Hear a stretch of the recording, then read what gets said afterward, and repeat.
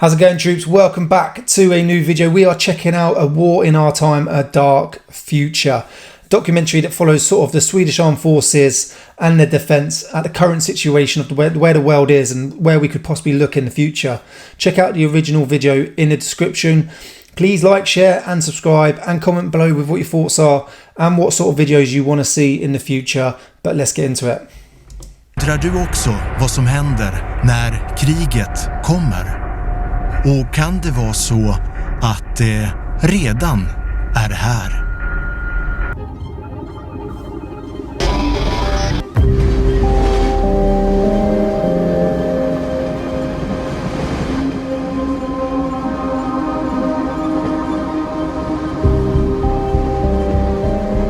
Det här är en modell över Sverige.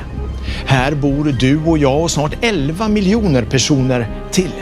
Och de flesta av oss har det ganska bra ändå. Men på senare år så har det hänt saker vi som land inte är så vana vid. Stora händelser som faktiskt skakat om och skakar om det trygga fundament vi byggt vårt samhälle på. Pandemi, påverkansoperationer, gängkriminalitet, cyberattacker, terror, sabotageverksamhet, konflikter i Mellanöstern och så en totalt hänsynslös invasion som sliter människor i stycken bara 2 landsgränser bort. There's always been a lot going on. There's always been conflicts. The world has never been at peace, but I think the difference with today is the accessibility to the information, the news, the internet. As soon as something happens, we hear about it straight away. So that makes it a lot scarier now, but also now the way technology's advanced, weapon systems have advanced. But there's always been conflicts. But obviously World War I, World War II were massive, but that hasn't been for some time now. So now it is looking very scary. We're definitely in a sort of pre-war, current war situation within Europe. You've got all that's going on in the Middle East. But I think what makes it scary right now is just we're hearing about it. Before, things could happen around the world, but you wouldn't even know about it. Or it would take time to hear about it and then it would be over with. Now, as soon as it happens straight away. And obviously with technology advancing, missiles being able to reach us, it makes it a lot scarier.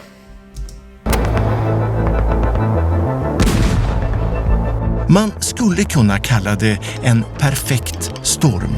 En rad olyckliga omständigheter som hotar vårt sätt att leva. Drar man ut horisonten så ser man kanske inte så många tendenser på att de ryska ambitionerna, de ryska stormaktsambitionerna kommer att avta på sikt. Det här är Malin Severin. Hon arbetar på Ministry of Defense i Storbritannien och tar fram framtidsscenarier, bland annat för den svenska försvarsmakten. Nice big ring, isn't it? Vi tittar på dels de här långsiktiga trenderna och framförallt också de stora osäkerhetsfaktorerna. Försöker då i den här kontexten försöka förstå vad betyder det för försvarsmakten, vad betyder det för vår planering. Hur kan vi agera för att forma utvecklingen i en riktning som är mer i linje med våra intressen, men också hur kan vi agera idag för att förbereda oss bättre på de här alternativa framtiden. Framförallt behöver man se till att försvarsmakten har en god grundberedskap och förmågan att anpassa sig och hantera det som dyker upp. För vi bör nästan ha som utgångspunkt att vi kommer bli överraskade. Vi är inte särskilt bra på att förutsäga framtiden och den kunskap vi tror vi har om framtiden är inte egentligen ett jättebra underlag för försvarsplanering, men det är på något sätt det bästa vi har. And that's all you can do. You can only do your best. You can't really guarantee or guess what's going to happen in the future. You can, send out reconnaissance, you can send out your special units, SAS, SRR, SBS, MI6, MI5 for the UK. Other nations have their own. Gather intelligence, do reconnaissance and try and build up a picture of what's going on and around the world. See what sort of threats that are out there. But you can never guarantee what's going to happen. Also, it's really hard being in the military or for sort of defense of nations as a whole, because technology is so good now and it's so advanced that you have to have all these different units and you have to prepare for all different wars. With the UK, they were sort of training conventionally 30 years ago. Next thing, Iraq and Afghan sort of kicks off. You go into that, you have to adapt how you fight tactically. We finish Iraq and Afghan, and now we've got possible with Russia and Ukraine. Are we going to enter that? It's a whole different way of fighting. So then you've got to have your soldiers ready for that as well. Then you've got cyber, you've got air, constantly advancing. You've got maritime, navies constantly advancing. So you're trying to sort of navigate it and be an all-round sort of defence military to prepare for it all. But you go into something and your tactics don't quite fit, so then you've got to be ready for something else. You've got to train differently. It's a really, really hard sort of current time to be ready for anything or understand what's going on, because technology is so good. It's so good to secure communication. Speaks so easy for terrorists or nations to be able to hide what they're talking about because of encryption, etc. So it's really, really hard time to sort of be in and prepare for anything. Det spända läget kommer att påverka både dig och mig och hela den säkerhetspolitiska världsordningen. Och det ser mörkt ut.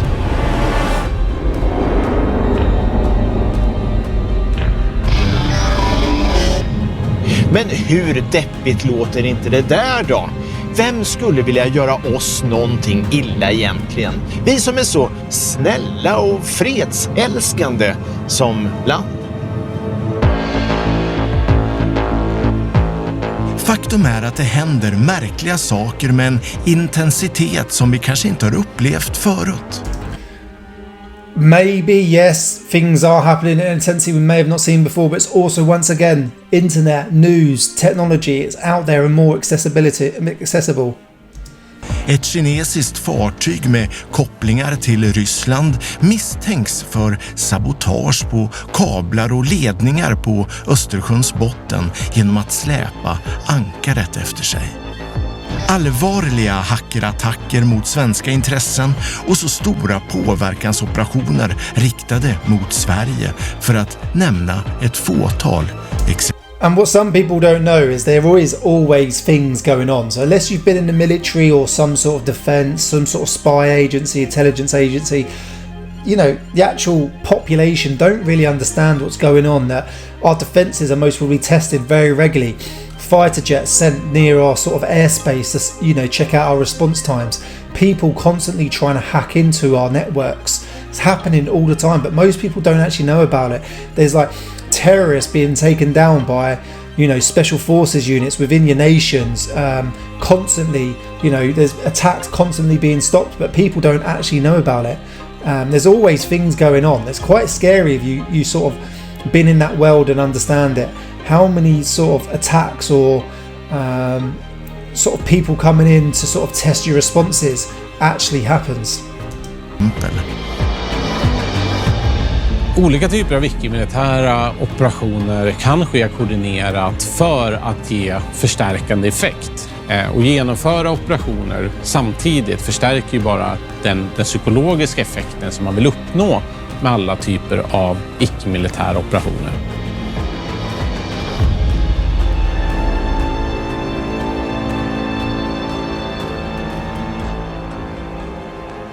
Det här är Oskar Jonsson och han är forskare verksam vid Försvarshögskolan. En stor förändring sedan kalla kriget, det är ökade sårbarheter i våra samhällen. Och det har att göra med att allt ifrån handelsflöden till informations- och kommunikationsflöden har internationaliserats. Idag hämtar vi all vår information från en digital plattform på internet, och det är väldigt mycket sociala medier som formar hur vi uppfattar världen. Men sociala medier karaktäriseras av deltagande, att alla kan publicera saker. Det gör också att illasinnade aktörer kan påverka på de plattformarna. Vår ekonomi är mer globaliserad än någonsin. Det är enklare för utländska företag, intressen att köpa saker. Vi har inom Europa fri rörlighet i Schengenområdet. Det gör det enklare för personer att flytta sig Så det finns många av de här faktorerna som gör att det som är värdefullt i ekonomin går att påverka på ett helt annat sätt.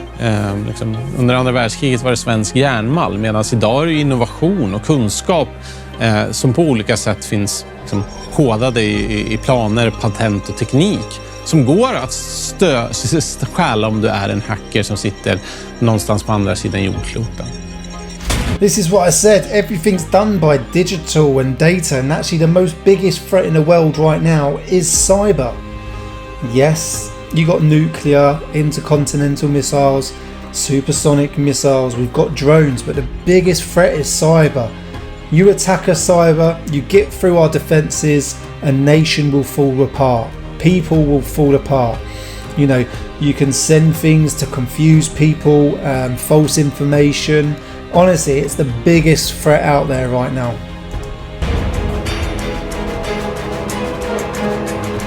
Det finns fler som verkligen känner av den eskalerande hotbilden. Nu är vi på väg till Livgardet utanför Stockholm. Där finns den 13:e säkerhetsbataljonen och de har som uppgift att upptäcka och motverka säkerhetshot. De hanterar skarpa incidenter som är okända för de allra flesta av oss. That's why I said there's so many events going on that you do not understand, okay? Standard general population do not have a clue of what's going on out there. Min kollega? Nej. Ingenting? Nej. Oh, got their ghillie suits on. Ghillie suits, for those that don't know, mainly used by snipers, and absolute brilliant, form of camouflage. Välkommen till Livgardet då. Tack. 13:e säkerhetsbataljon. Syftet med min bataljon är att motverka säkerhetshotande verksamhet.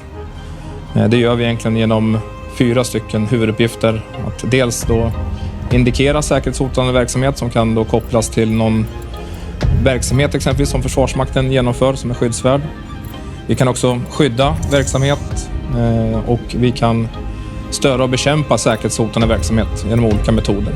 Och slutligen våran 4:e huvuduppgift är att leda, samordna säkerhetsoperationer med tillförda förband.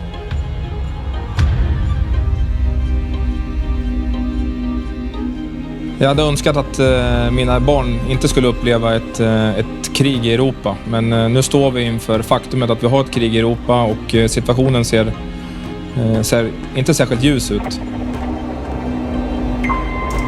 Yeah, I think everyone had hoped that, especially after World War I and World War II being so bad. No one ever wanted a war in Europe, but we are going through it. It may escalate, it may get worse. We know neither side is going to back down, and it is only escalating. Attacks are getting worse, counterattacks are becoming far more common, grounds being taken, grounds being lost. Really, really sad times for this generation because we just don't know where it's going to go. Is it going to escalate outside these two countries? Det är vissa tillfällen som man blir mer nervös än andra. Men jag minns senast vid ett tillfälle då när jag var hemma, ledde min familj men på beredskap. Och vakthavandebefäl ringer och förklarar situationen om att vi har sannolikt indikerat säkerhetshotande verksamhet invid ett av våra skyddsvärden som vi jobbade emot. Och då kände jag att jag blev faktiskt nervös och det var bara att släppa grejerna man hade hemma och åka in till jobbet och börja leda. Vi kan på grund av sekretess inte berätta vad det var som inträffade, men det skakar om Oscar. Och det är just den sortens händelser som är en del av hans vardag på jobbet. And that's what makes it scary. This guy does this day in, day out, and something's happened that's even shaken him. And he goes through a lot of incidents, most probably daily, weekly. And for something to really happen like that, to shake up these sorts of guys, it's pretty serious. So just remember, we are constantly under attack. There's always something going on. So just always be prepared.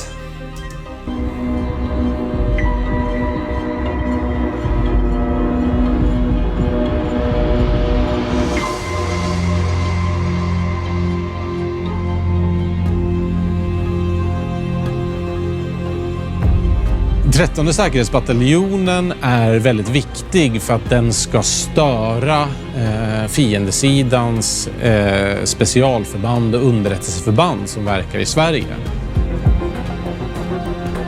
Med de händelser som vi ser i samhället och det försämrade säkerhetsläget, förnekelsebara sabotage, cyberangrepp, olyckor som inte kan förklaras etc.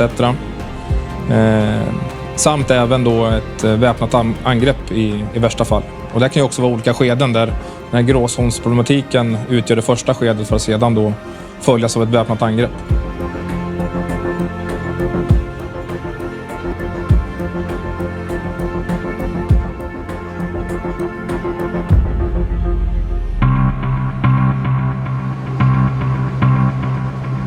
Den nya konflikt- och hotbilden är komplex. Mycket för att det mesta sker samtidigt i flera olika domäner.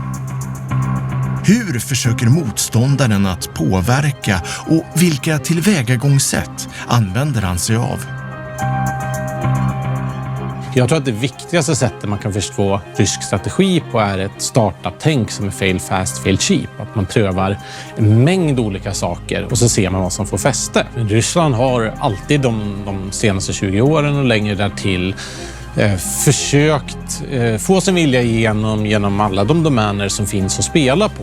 Och det här är någonting som vi ofta missförstår. När man tittar på en rysk operation som misslyckas så säger man oj, titta vad dåliga de ryska strategerna är. Eller på motsatt sätt, tittar man på en operation som lyckas så sätter man titta vad smarta de ryska strategerna är. Misslyckade operationer kan till exempel ha när de åker till Salisbury och ska försöka giftmörda Sergej Skripal och sen så misslyckas de och då ser ryska strateger ut som klåpare medan när de lyckas till They failed in a sense, but they still managed to get through and they still managed to poison him. So they still managed to get through and be like, do you know what? We can get in, we can do this. We just didn't get the job done correctly. So for them, they still gathered information from it. Exempel som påverkar med det amerikanska presidentvalet 2016 så ser de ut som genier. Yeah, that was a big one, influencing the US presidency election in 2016, whether they did or not. But doing something like that is absolutely massive for them. It's a very, very big win. And it, once again, just shows weaknesses for that nation to the Russians. So they can plan other sort of attacks in the future. Alla dessa till synes spretiga metoder har ett tydligt syfte. Det är att skapa osäkerhet, rädsla och förvirring. Allt för att göra den säkerhetspolitiska labyrinten allt svårare att navigera i för oss och därigenom säkerställa ryska intressen och tydligt markera vem det är som bestämmer. And that's what they do. They like to show who's boss. The Russians want to be in power and they don't want to look weak. They never have. And if you want to win a war, or if you want to sort of invade and take over a country, you want to create fear and mass panic. It's the first thing you want to do, and that's the easiest thing that people can do because of technology, social media. You can just pump out loads of information. You can hack into networks. You can bring down networks. And then the majority of people, you know, will be really fearful. They'll start panicking. You'll have some of the hardened ones who be like, yeah, it's fine, we can get through this. But the majority of people will go into mass panic. They start losing their mind. They don't start acting rationally. And that's the best way, because if you can bring down the population's mentality and their morale, you can then go in and win the fight, okay? If the morale's high, they're going to be up and wanting to fight. If the morale's low and they're scared, then you've got more chance of winning the fight.